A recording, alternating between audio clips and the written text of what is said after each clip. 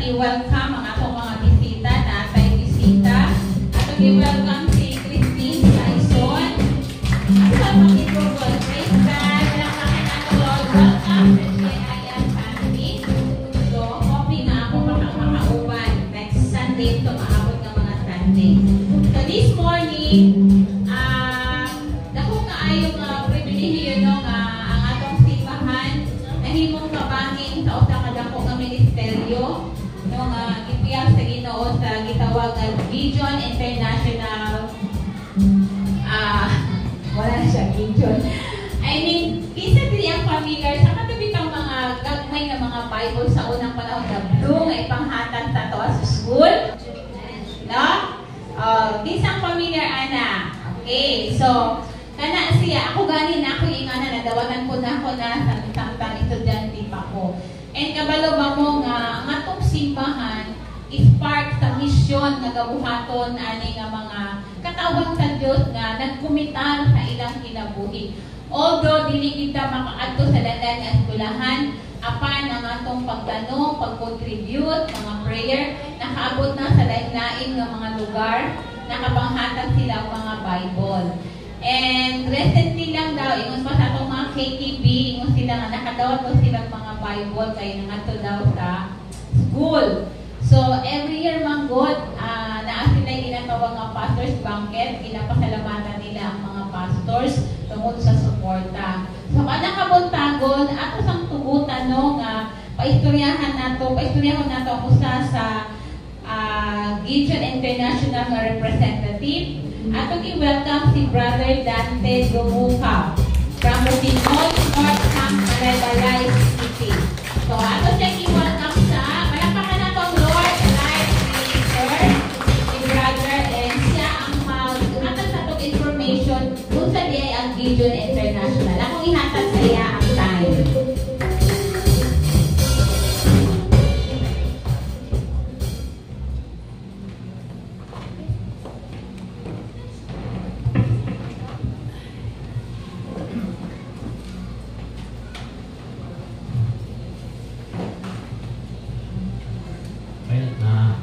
May buntag sa tanan, no?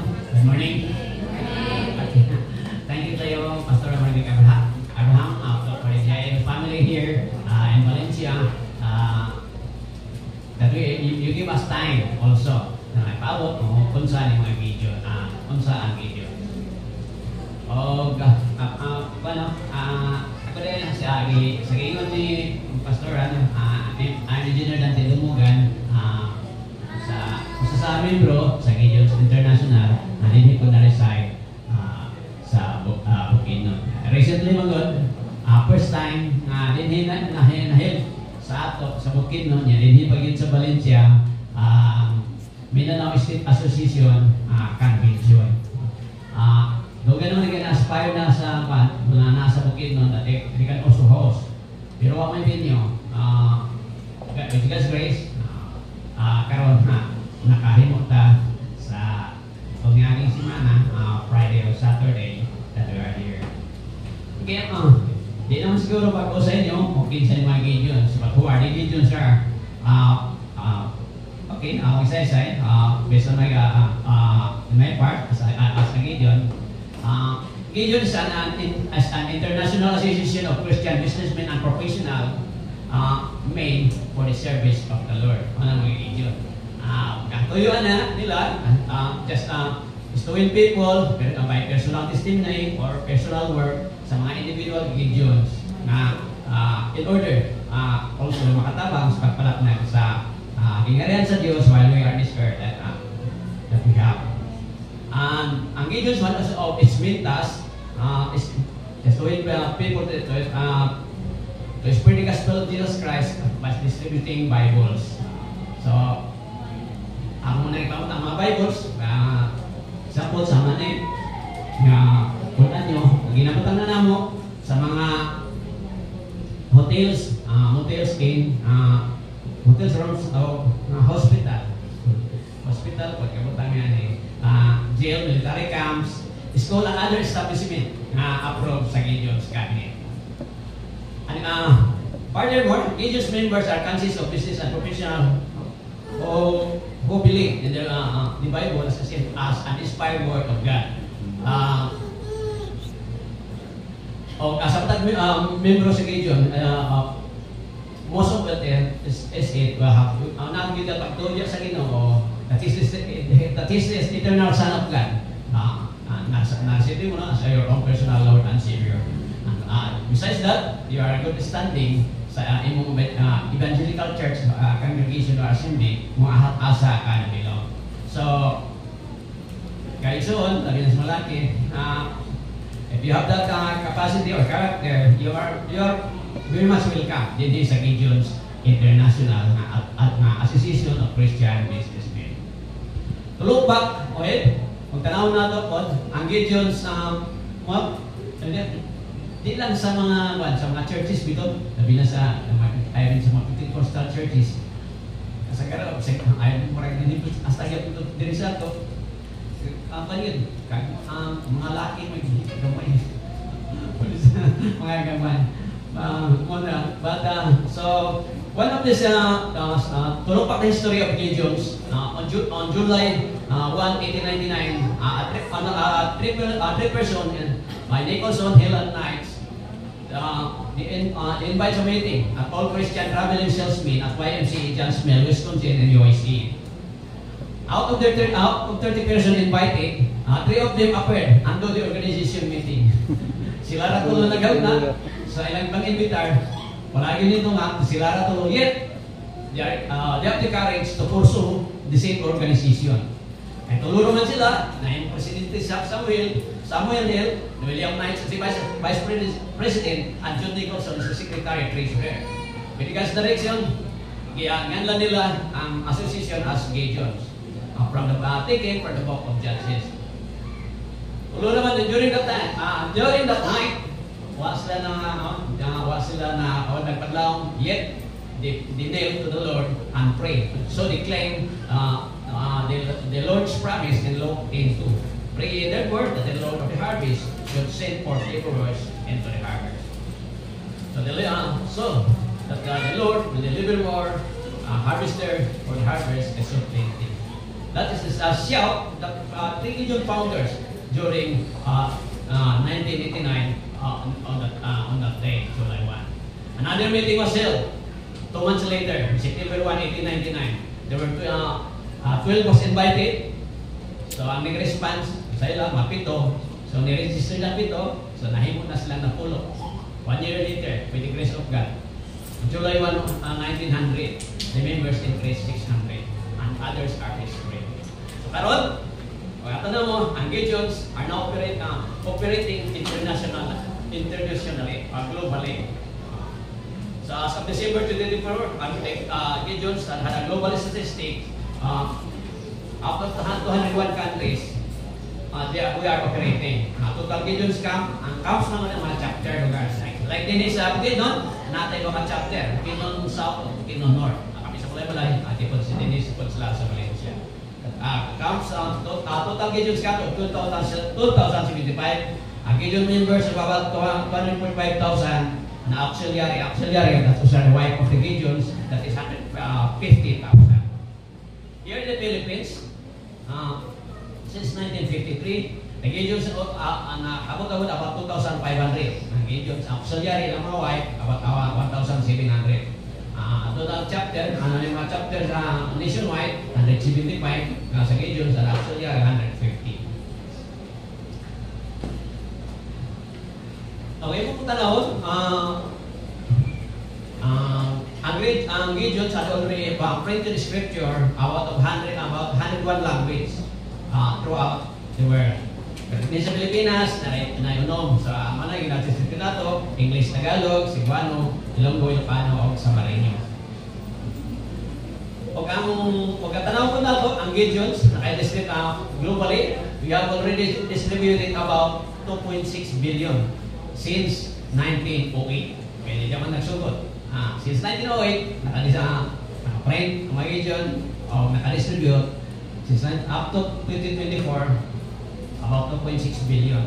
Sa gatong Pero if you equate that, ato pa mo tanaw na lang population sa kalibutan, we are about 7.3 billion, yet ang 2.6 na ang na-produce o na-distribute sa Gideons, organic katumak o katong tanaw.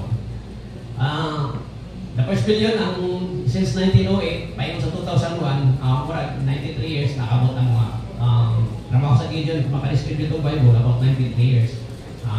But the second billion with the grace of God, nakuha lang sa Gideon of 13 years from 2000 to 2015. Now, the balance of 600 billion began sa 2016 up to the present. Sa linipot sa ato sa Pilipinas, katong talahon since 1953 to present, about 84 million na po ang ato na-distribute ng Bible din sa atong tibuok kapuputan. Sa bukid nun, for the fiscal year 2023, ang bukid nun naka-distribute o 45,000. Sa south, about 15,000. Sa north, about 30,000. Kung tanaw mo ng ang bukid po, since 1975, estimated more or less about 800,000 copies ang na-distribute na din sa bukid nun, by the Gideons International. Kaysa una, usa pa. Then, tatalo kayo tunga ang chapter sa bukid nun ng camp. So, more or less, estimated about 500,000. Pero i-equate lang, i-equate na ito yapon. Anong itan ka, hindi natin sa bukid na, we are already about 1.2 million. Di yapon siya match. Inanaan sila. So,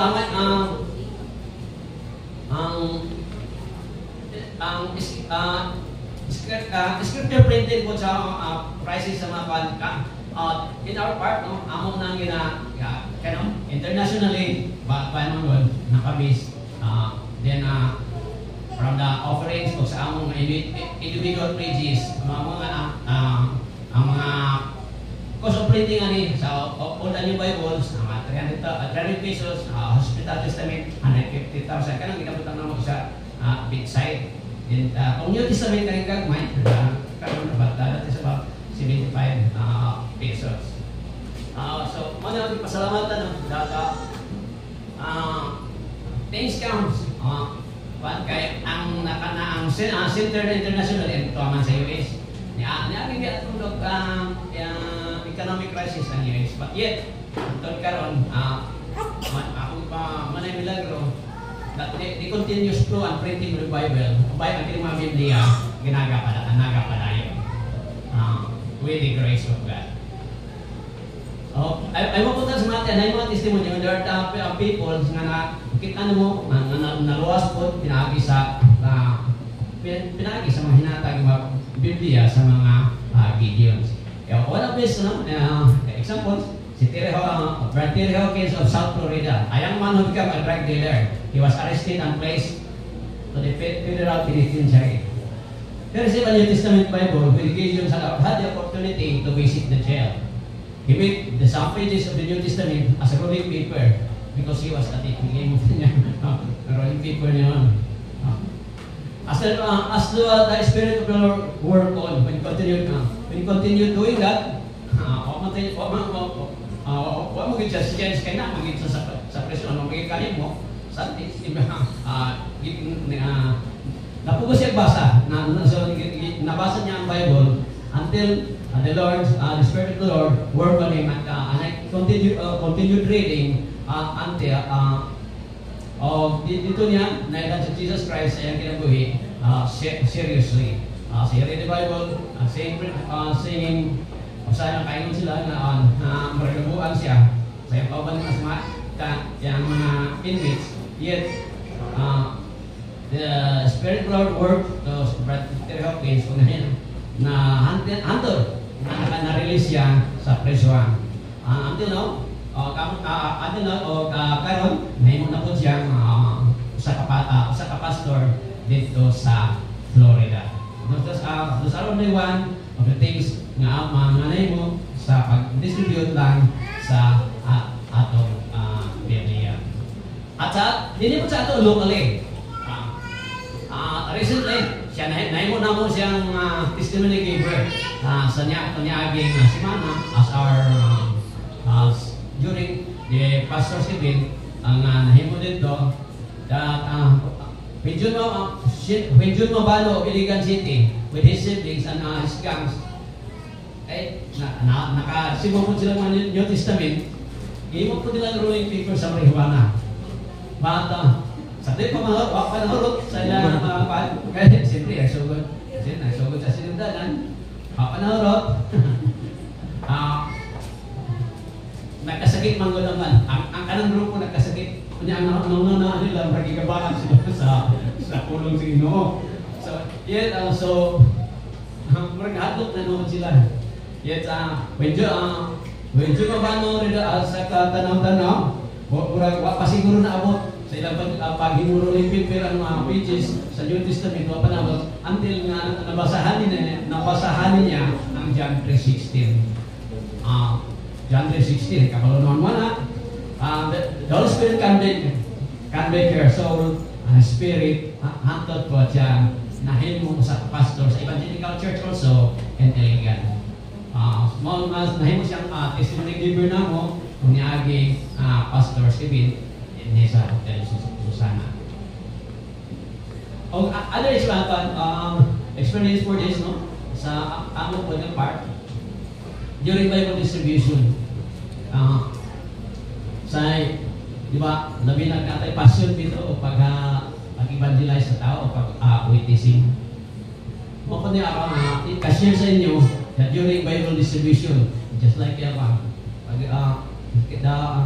when you distribute, pag-distribute na mo sa mga skining Bible, amo pong tanawan, o iba si ma'am, libre iba sila, that's the time po na, siyempre, kanya-kanya ng diskarte. Either you use the Roman word of salvation, the John 3:16 way, so, most of it, mga average na doon, 30 to 40 sa classroom, pag-distribute na mo at least, makasino sa prayer na. So, sa among part, sa ikan, pag-evangelize, hinay mo po na murag pulsam, nag-wholesale dito, pulsam, kaya siyempre, 30 student in one room, nakasay sa kadlaw distribution, kaya makaagi ka ko, opat, so, sa 100, opat, 30, 120 na, ang nasangyawan mo, napadawag pa yun mo. And during that day. So those are the experience that I have. I-share po ka rin yung possible kung na yung mga good standing here, gusto ko na yung membro, you're much welcome here so that you can also experience. Labi na kung natay passion sa pag-witness o pag-ibang sa Ebanghelyo. So at this junction, those are the things nga ako lang ika-report. So tayo pagpasalamat kay you have given us the time for here.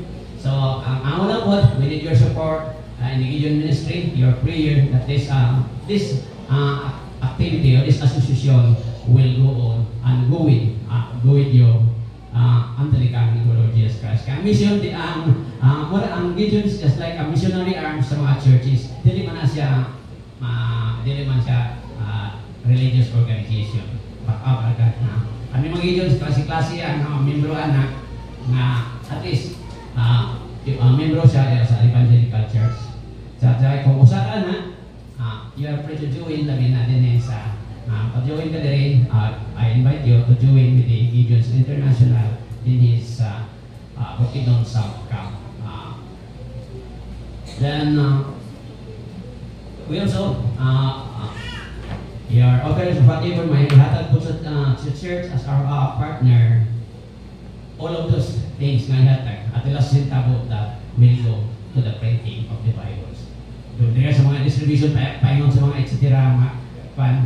Individual sa packet na sa regions o sa pagkato sa Bible distribution ang personal.